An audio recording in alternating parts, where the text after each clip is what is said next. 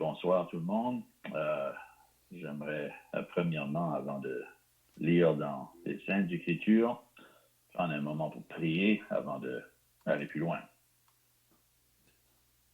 Père, c'est au nom du Seigneur Jésus-Christ que nous nous approchons de toi ce soir et que nous te rendons grâce pour la personne et l'œuvre de ton Fils, le Seigneur Jésus.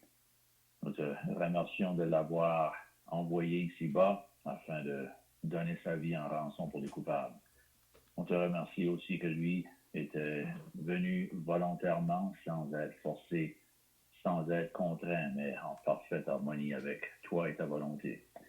Ce soir, on te demande donc simplement que tu nous donnes de l'aide à parler de l'œuvre du Seigneur Jésus et donner de l'aide à chacun aussi pour écouter.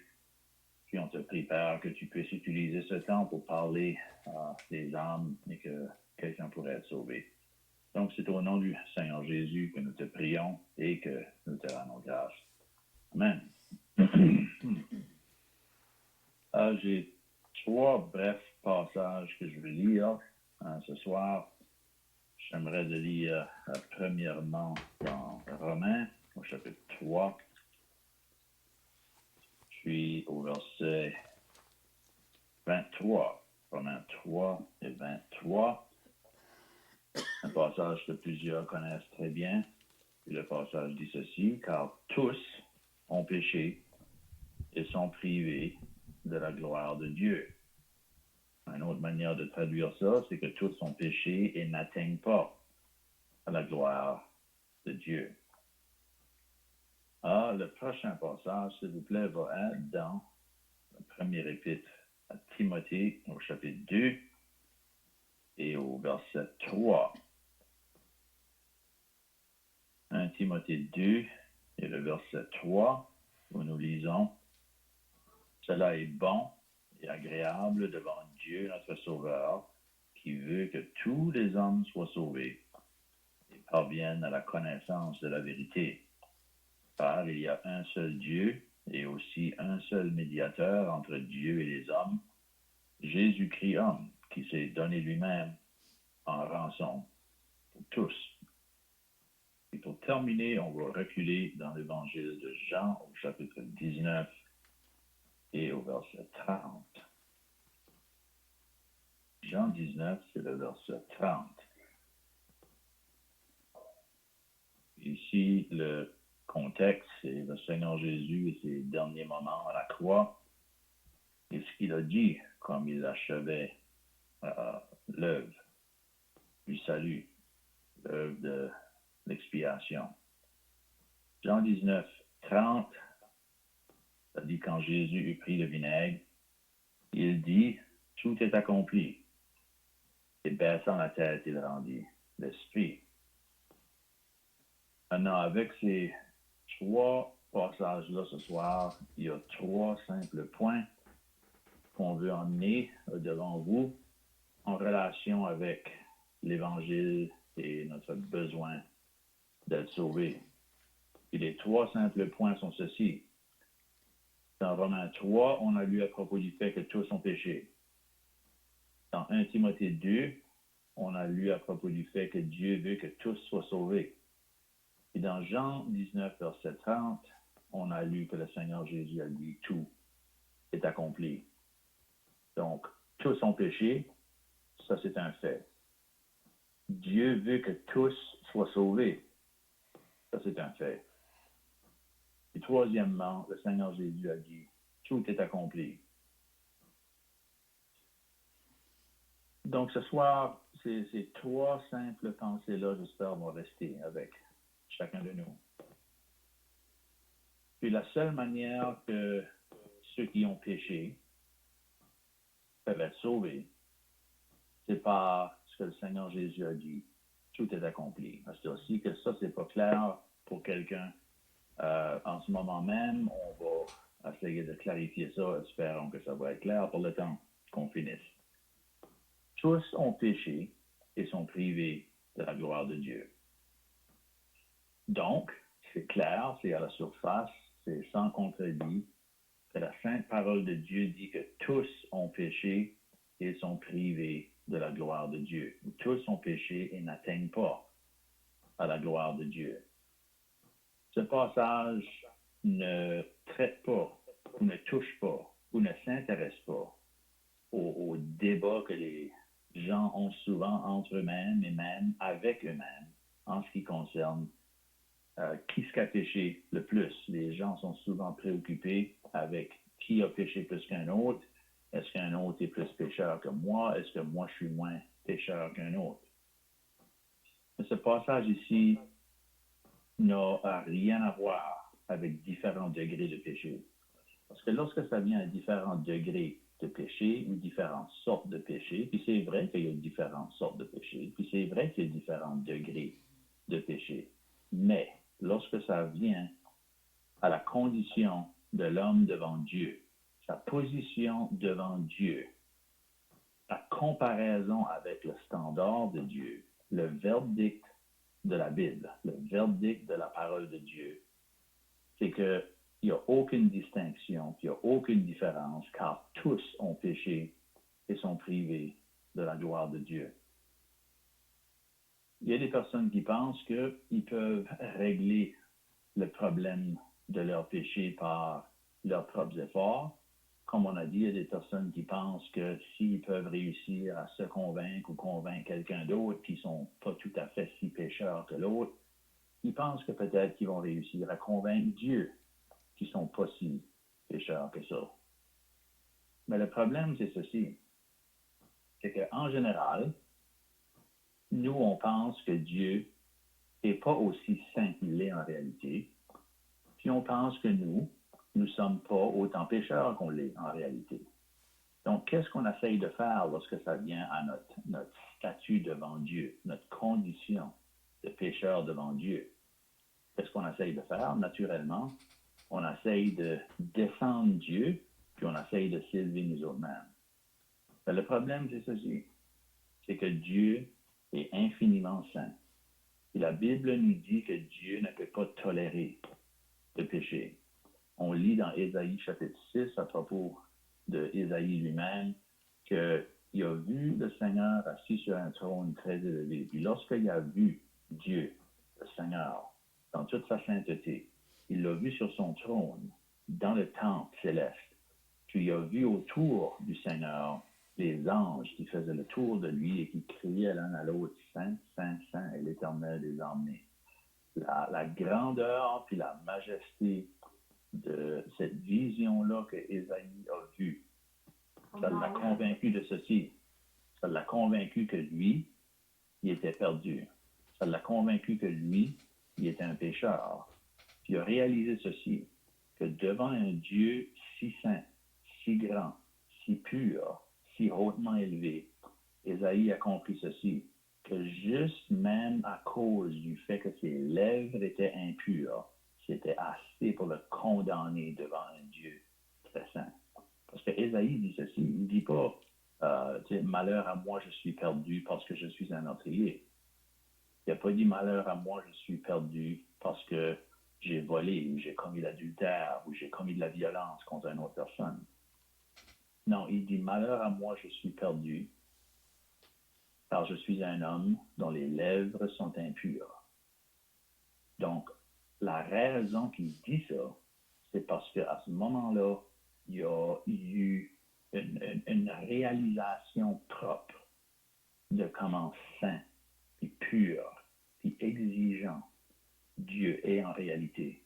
La raison pourquoi est-ce que les personnes pensent qu'ils peuvent essayer d'apaiser Dieu par leurs propres efforts, et la raison que les gens pensent qu'ils peuvent peut-être aller au ciel par leurs propres efforts, puis c'est qu'ils réussissent juste à faire assez de bonnes œuvres, peut-être que ça va contrebalancer leur péché.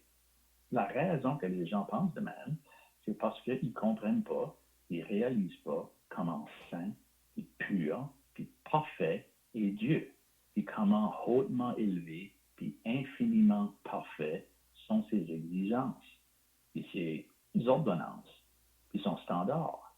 Parce que le standard de Dieu, c'est la perfection. Puis si moi, je n'atteins pas le standard parfait de Dieu, la seule conclusion à laquelle je peux arriver, que la parole de Dieu confirme, c'est ce que Ésaïe a dit, « Malheur à moi, je suis perdu. » Donc,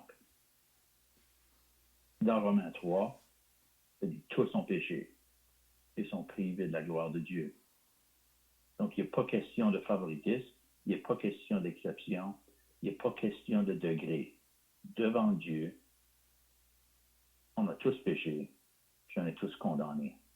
Puis c'est ça le problème. Puis c'est ça la situation. Puis c'est ça le danger qu'on court comme pécheurs si on reste dans l'état qu'on est dedans. Tous ont péché. Donc, peu importe qui, peu importe à quelle personne on aimerait de se comparer pour essayer de se faire ressentir un peu mieux à propos de nous-mêmes, lorsque ça vient à nous comparer au standard de Dieu, on est tout seul devant Dieu. Il n'y a personne à côté de nous autres avec qui on peut se comparer. Il n'y a personne d'autre alentour avec qui on peut se mesurer. C'est nous devant Dieu. Et devant Dieu, on est coupable parce qu'on a tous péché. Et tant aussi longtemps qu'on ne vient pas à cette réalisation-là, c'est impossible d'être sauvé. Parce que les seules personnes qui peuvent être sauvées sont ceux qui réalisent qu'ils sont perdus. Les seules personnes qui peuvent être sauvées sont ceux qui réalisent qu'à cause de leur péché, ils sont condamnés et ont besoin d'être sauvés. Les gens aujourd'hui, ils vont parler du Seigneur Jésus comme le Sauveur. Ils vont l'appeler le Sauveur. Dans le temps du mois de décembre, ils vont chanter des chansons à propos du fait que le Sauveur est né. Mais ils ne croient pas que tu peux être sauvé. Donc, ils parlent du Seigneur Jésus comme un sauveur, mais pour eux, il est un sauveur, mais un sauveur qui n'est pas capable de sauver. Donc, tous ont péché et sont privés de la gloire de Dieu. Mais deuxième passage, Dieu veut que tous soient sauvés. Vous êtes-vous déjà posé la question, pourquoi est-ce que Dieu voudrait que tous soient sauvés? Pourquoi? Ben, on pourrait offrir quelques suggestions. On pourrait dire, Dieu est sauvé parce que Dieu est bon. Absolument. Dieu veut que tous soient sauvés parce que Dieu est amour. Oui, absolument. Dieu veut que tous soient sauvés parce qu'il ne souhaite aucun malheur sur personne. Oui, c'est tout vrai ça. Mais on manque le point de la question. Pourquoi Dieu veut que tous soient sauvés?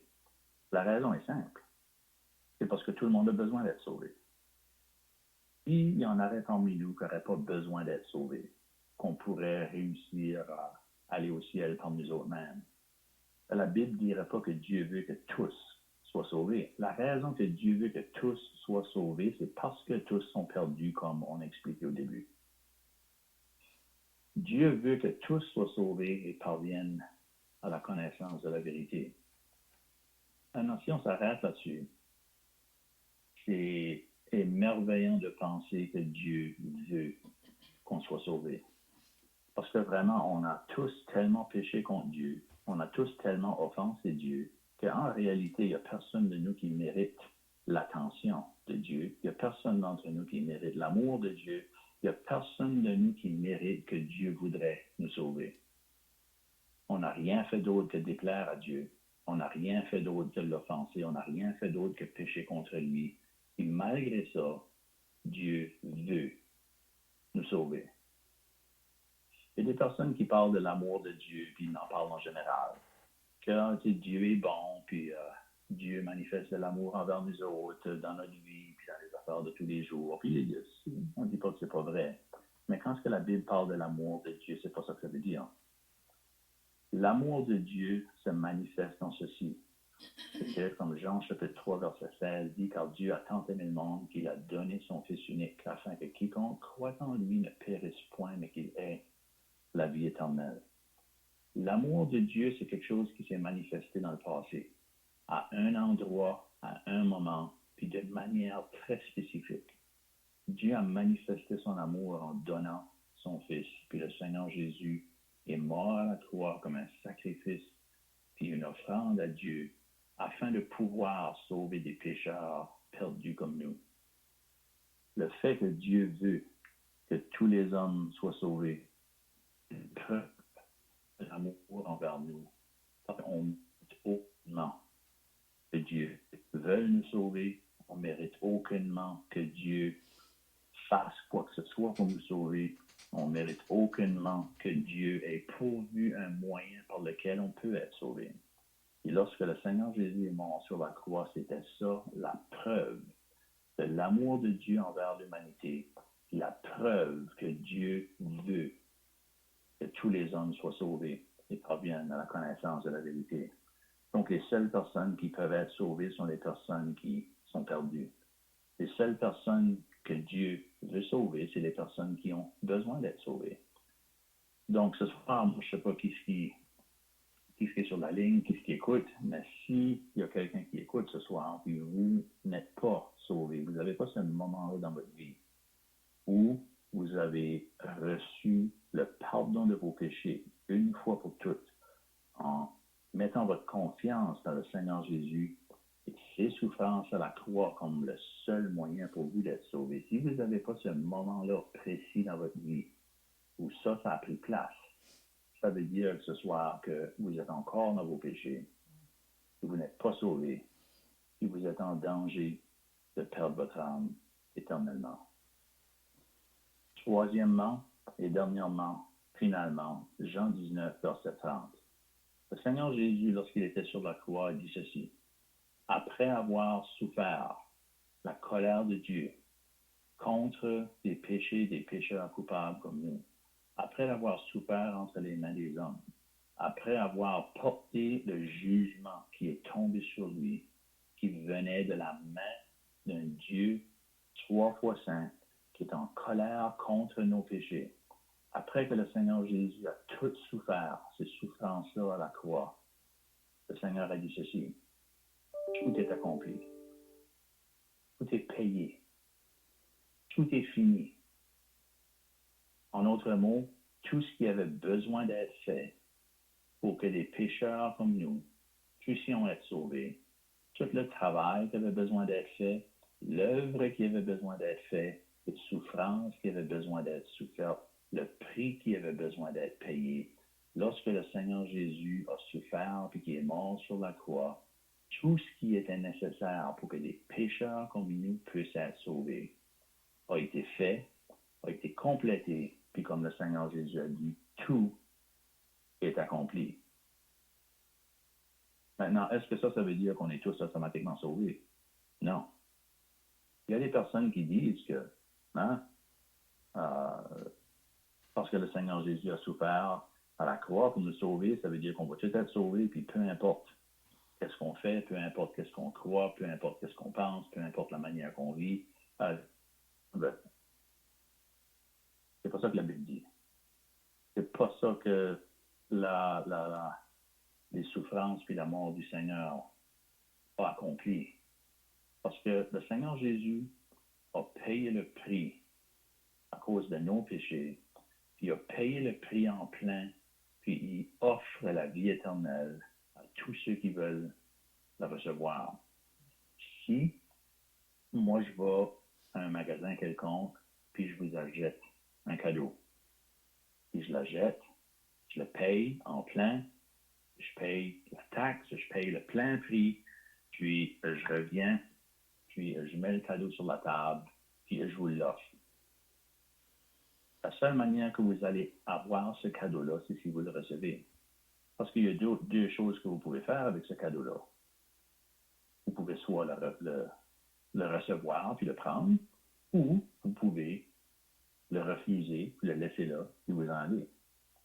Si vous refusez le cadeau, puis si vous le laissez là, puis si vous repartez avec les mains vides, sans le cadeau, ça ne change rien au fait que le cadeau a été payé. Ça ne change rien au fait que le prix a été payé en plein, puis il ne reste rien à payer pour vous offrir ce cadeau-là. Mais si vous ne le recevez pas, vous ne l'aurez pas. Le salut, c'est la même chose. Alors le Seigneur à la croix, lorsqu'il a souffert pour les péchés, les pécheurs coupables comme nous, il a payé le prix en plein, puis aujourd'hui, il offre la vie éternelle, le pardon des péchés, le salut de Dieu à tous ceux qui veulent le recevoir. Mais si vous le refusez, si vous le laissez là, si vous vous détournez puis vous dites, ben moi je vais essayer d'aller au ciel de ma propre manière, ou moi je vais y penser plus tard, ou moi je vais faire ça comme que moi je vais le faire, ou moi ça m'intéresse juste pas ces affaires-là, puis moi je vais faire mon propre chemin. Ça ne change pas le fait que le Seigneur a tout souffert pour pouvoir vous sauver, mais si vous refusez ce salut-là, vous ne l'aurez jamais. Et ceux qui refusent le salut de Dieu, puis qui se détournent, puis qui meurent, puis qui se retrouvent dans les flammes de l'enfer pour l'éternité, ils ne vont jamais pouvoir, avec raison, de lever le doigt vers Dieu puis de dire, ben moi je ne pouvais pas être sauvé parce que Dieu ne voulait pas me sauver. Le fait que le Seigneur Jésus a dit à la croix tout est accompli,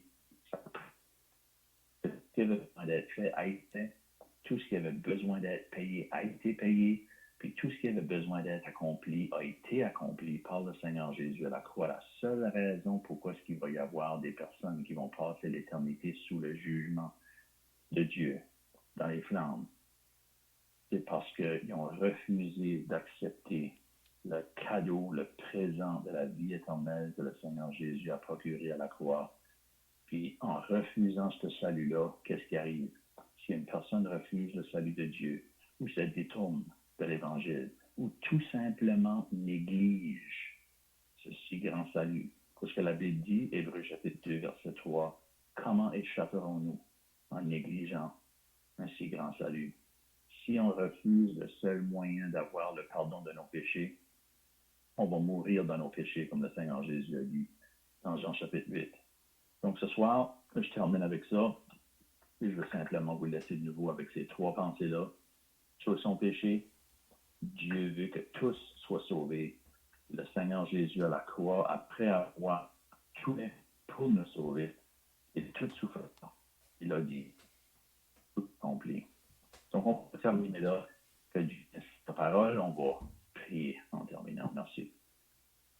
Père, on te confie ce temps passé ensemble à nous entretenir du plus grand message qui existe. On sait que dans ce monde, l'Évangile est rejeté, méprisé. Les gens s'attardent et s'occupent avec plus ou moins n'importe quoi d'autre qu'avec le salut de leur âme.